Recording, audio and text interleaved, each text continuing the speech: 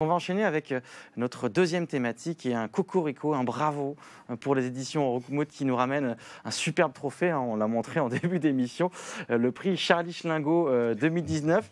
Pour un album, vous allez peut-être nous le montrer d'ailleurs, Maël, c'est cet album Tendre Enfance de Georges Bernstein et Laurent Houssin, oui. Qui est donc une BD dont on va parler tout à l'heure. Mais ce que j'aimerais savoir d'abord, c'est comment vous avez appris cette bonne nouvelle. En fait, on l'a appris un peu sur le vif parce qu'on arrivait à Angoulême le mercredi soir. C'est un festival qui dure du jeudi au dimanche. Ouais. Et on a appris la nouvelle sur le stand directement jeudi. Et pour la petite anecdote, Laurent Houssin, l'un des deux auteurs de cet album, était en plus présent sur place ce jeudi-là. Donc on a appris ça sur place en fait. Et alors ça posait des petits problèmes logistiques, non? En fait, on ne s'attendait pas à voir le prix parce que, on l'espérait secrètement, mais suffisamment pour pas l'anticiper tant que ça. Et ouais. En fait, on n'avait visiblement pas pris assez d'exemplaires du bouquin. Et du coup, on a dû trouver après des stratagèmes pour se faire livrer sur place à Angoulême et de trouver justement une voiture qui pouvait faire le trajet Nantes-Angoulême pour nous amener des bouquins. Donc c'était un peu cocasse, mais au final, c'était des bons souvenirs aussi. Alors ce prix Charlie Schlingo et ce magnifique trophée, ça a été créé, je crois, dites si je me trompe, depuis 2009. Oui, de mémoire, c'est ça. Oui. En parallèle du palmarès. Oui, en fait, c'est ce qu'on appelle le Off au Festival d'Angoulême. Donc, c'est un prix qui est en parallèle du palmarès officiel. Et c'est un prix qui récompense le meilleur album d'humour, en fait. Et donc, quand on regarde la liste des auteurs qui l'ont obtenu, la liste des maisons d'édition aussi qui ont édité les livres qui ont été primés, on retrouve du beau monde comme Guillaume Bouzard, par exemple, ou La Dingue, ou Manu Larsenet, etc. Donc, on était vraiment super contents d'avoir ce prix parce que ça récompense tout le travail qu'on abat déjà depuis la création de la maison d'édition qui remonte à 2 ans. Donc on a bien fêté ça sur place. Ouais. Alors on en vient à cet album Un tendre enfance. Il y a un titre, on a l'impression que ça va être très doux. Voilà, presque un peu bisounours, mais c'est pas du tout le cas. Non, pas vraiment. En fait, c'est un album qui est le reflet d'un humour vraiment très très noir sur les scénarios de Georges Bernstein, qui sévit pas mal, notamment dans Flux glacial, mais aussi dans Spirou. Donc, il peut aussi adapter son sens de l'humour. Et avec le trait donc de Laurent Houssin, qui est un trait qui est très particulier, que je trouve très beau. Ouais.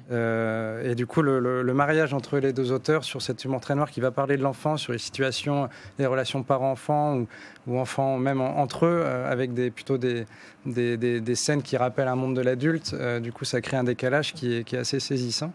Et du coup, ça donne cet album qui est sorti en librairie en novembre 2018, donc qui est disponible en librairie.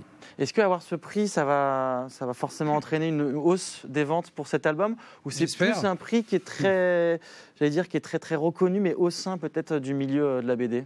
Les deux, c'est sûr que c'est un prix qui est reconnu au sein de la bande dessinée d'humour, qui est un genre particulier dans la bande dessinée.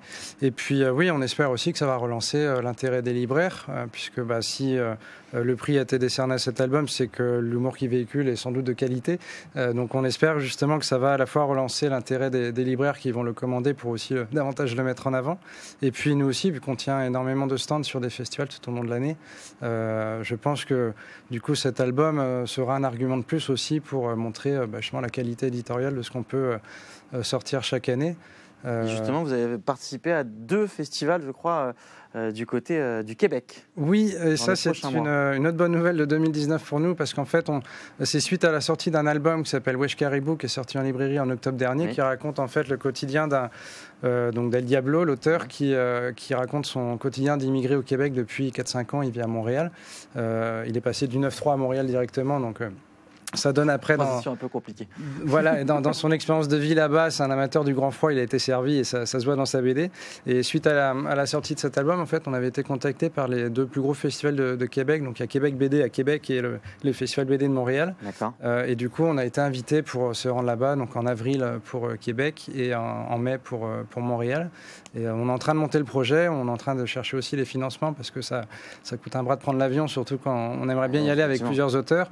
Et du coup, oui, donc on sera là-bas très bientôt. Ouais. Et je voulais parler quand même du fait que vous êtes un petit peu unique en France aussi, puisque vous avez un système un peu particulier. Lorsque vous sortez un album, il y a d'abord un système de vente par Internet, de pré-vente, on peut dire, par Internet, avant que ça arrive en librairie. Oui. Ça va être le cas notamment pour Confession d'un puceau jusqu'au 14 février.